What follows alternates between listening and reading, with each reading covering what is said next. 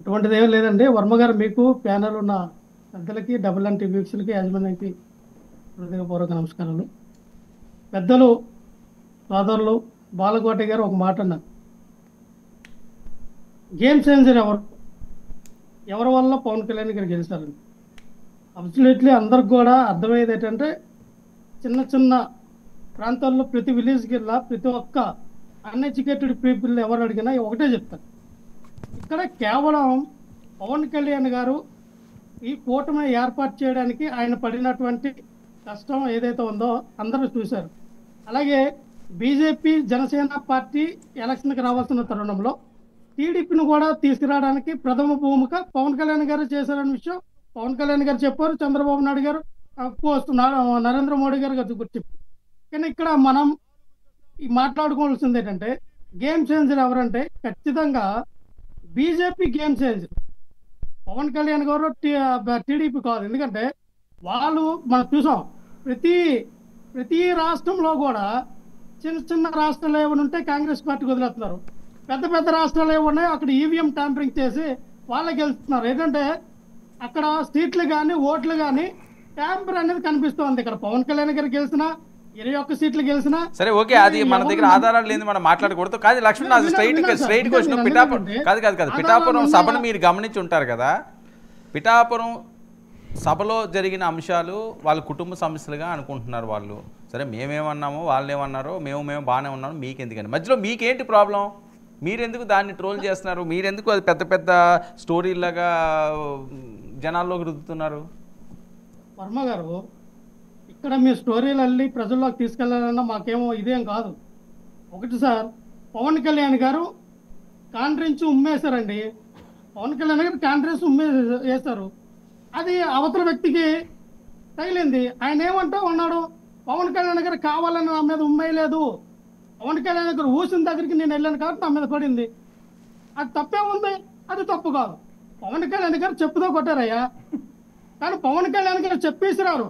ఆ చెప్పేసిన ప్లేస్లో నేనున్నాను, అది నా తప్పు అని టీడీపీ పార్టీ టీడీపీ నాయకులందరూ కూడా అనుకుంటున్నప్పుడు మాకేమంటారు? ఇక్కడ వాళ్ళకి లేని ఇబ్బంది మాకే. నన్ను ఇప్పుడు వాళ్ళు తిట్టినా కొట్టినా 40 సంవత్సరాలు రాజకీయ అనుభవం ఉన్నటువంటి మీ పక్క పార్టీని మేమే నిలబెట్టామన్నా మీకు నొప్పి సొలుపు, మీకు ఆవేశం ఆగ్రహావేశాలు లేనప్పుడు మాకు పెద్దగా వచ్చిన ఇబ్బంది ఏమీ లేదు కదా. అంటే దీని అర్థం ఏంటి? యువగలం ఫ్లాప్ అయిపోయింది, నారా లోకేష్ చేసిన యువగలం అటర్ ఫ్లాప్ అయిందని క్రిస్టల్ క్లియర్ గా నాగబాబు గారు పవన్ కళ్యాణ్ గారు చెప్పారు. నేను నిలబెట్టా, మా పార్టీని నిలబెట్టాము, మేము నిలబడ్డాము. 40 సంవత్సరాల గల పార్టీని నేనే నిలబెట్టా అంటే అర్థం. నారా లోకేష్ గారు యువగలం అటర్ ఫ్లాప్ అయిందని వాళ్ళు ఒప్పుకున్నట్టే కదా.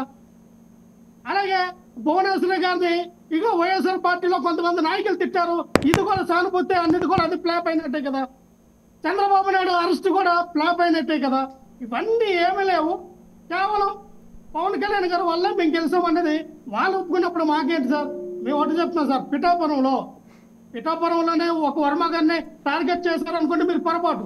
వాళ్ళు క్రిస్టల్ క్లియర్ గా, చాలా స్ట్రాటజిక్ గా, చాలా తెలివిగా మాట్లాడారు. నాగేంద్ర బాబు గారితో మాట్లాడించారు వాళ్ళు.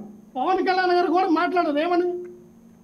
మేము ఎవరి దయా దాక్షిణ్యాలతో మీకు గెలవలేదు అంటే, టీడీపీ వల్ల కానీ బీజేపీ వల్ల ఎవరి వల్ల మీకు గెలవలేదు, మా బలము పవన్ కళ్యాణ్ అనే నా బలము, మా కార్యకర్తల బలం వల్ల మేము గెలిచాము.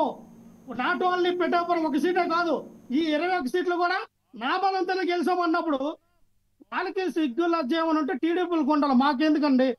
అయ్యో మా వల్ల కాదంట, వాళ్ళే గెలిచారని వాళ్ళు సమర్థించుకున్నప్పుడు మేమేం చేస్తాం? వర్మ గారు, ఇంకో విషయం చెప్పాలి. ఇక్కడ వర్మ గారిని డమ్మీ క్యాండిడేట్ చేయడానికి అన్నం దొరబాబు గారిని ఆయన జాయిన్ చేసుకున్నారు. ఇక్కడ ఇండికేషన్ ఏమిస్తూ ఉన్నారు? మా పార్టీ నుంచి వచ్చినటువంటి మోపతి ఇప్పుడు బాలినేని శ్రీనివాస్ రెడ్డి కానీ, అలాగే ఉప ముఖ్యమంత్రి ఏలూరు నుంచి ఆళ్ళ నాని కానీ చాలా మందిని మీరు పార్టీలో జాయిన్ చేసుకున్న కార్యక్రమంలో కూటమి నాయకులు వెళ్తూ ఉన్నారు. వీళ్ళందరూ కూడా ఏంటంటే పవన్ కళ్యాణ్ ఒక స్ట్రాటజీ తీసుకున్నారు. రేపు రాబోయే కాలంలో నేను ఖచ్చితంగా జనసేన బీజేపీ రెండు కలిపి వెళ్ళబోతున్నాయని వాళ్ళకి క్రిస్టల్ క్లియర్ గా ఇండికేషన్ ఇచ్చారు. అదే టీడీపీ కూడా అర్థమైంది. ఇప్పుడు పవన్ కళ్యాణ్ అనే వ్యక్తిని కదిపితే బీజేపీ నుంచి మాకు ఇబ్బంది కలుగుతుందని వాళ్ళ సన్నాయి నొక్కులతో ఉన్నారు వాళ్ళ నాయకులకి. మీరు స్పందించొద్దు, మీరు మాట్లాడొద్దు. మీరు ఏం మాట్లాడినా బీజేపీ పార్టీ సిబిఐ ఈడీ దర్యాప్తు కేసులు మొదలెడితే ఆల్రెడీ నారా లోకేష్ మీద దర్యాప్తు మొదలయ్యింది. ఎందుకంటే నారా లోకేష్ ను సీఎం గా చేయడానికి చంద్రబాబు నాయుడు చేస్తున్న ఈ పరిస్థితిలో సిబిఐ దర్యాప్తులు చేసి సిబిఐ ఈడీ కేసులు అన్నిటి కూడా నారా లోకేష్ మీద పకడ్బందీగా ఉన్నారు. ఇంకేస్ పొత్తునేసి కానీ వీళ్ళు బయటకు వచ్చి నారా లోకేష్ గారిని కానీ సీఎం చేస్తే చంద్రబాబు నాయుడు గారిని జైల్లో పెట్టడానికి ప్రణాళికలు జరుగుతూ ఉన్నాయి. ఏంటి ఈ ఇక్కడ స్టోరీ ఏంటంటే ఏంటి? ఒక గేమ్ ఆడడానికి కాదు అసలు ఈ BJP స్టోరీ ఏంటి? ఇదే స్టోరీ. చంద్రబాబు నాయుడు జైల్లో పెట్టడం ఏంటండి వర్మ గారు? ఇక్కడ మీ స్టోరీ కూడా చంద్రబాబు నాయుడు గారు జైల్లో పెట్టడం ఏంటి? ఇక్కడ మీరు అదే ఎలా పెడతారు చంద్రబాబు నాయుడు గారు జైల్లో?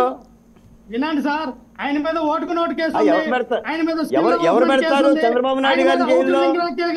విన్నాను సార్, బాలకోటి గారు ఉసుకోంటే తీసుకో, మీకు ఏంటంటే రొప్ప అంటున్నా.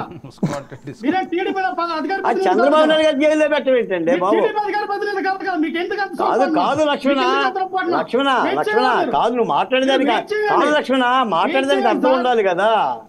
వినండి, ఎందుకు అర్థం లేదు? నేనేం కాదంటున్నా, మాట్లాడండి, మీరే మాట్లాడండి, అర్థం ఉండాలి కదా అంటున్నా. బాలకోటి గారు 15 సంవత్సరాలు మీరు ఒక జర్నలిస్ట్ గా మీరు వెళ్ళారు, ఏం జరుగుతుందో మీరు ఆలోచించారండి?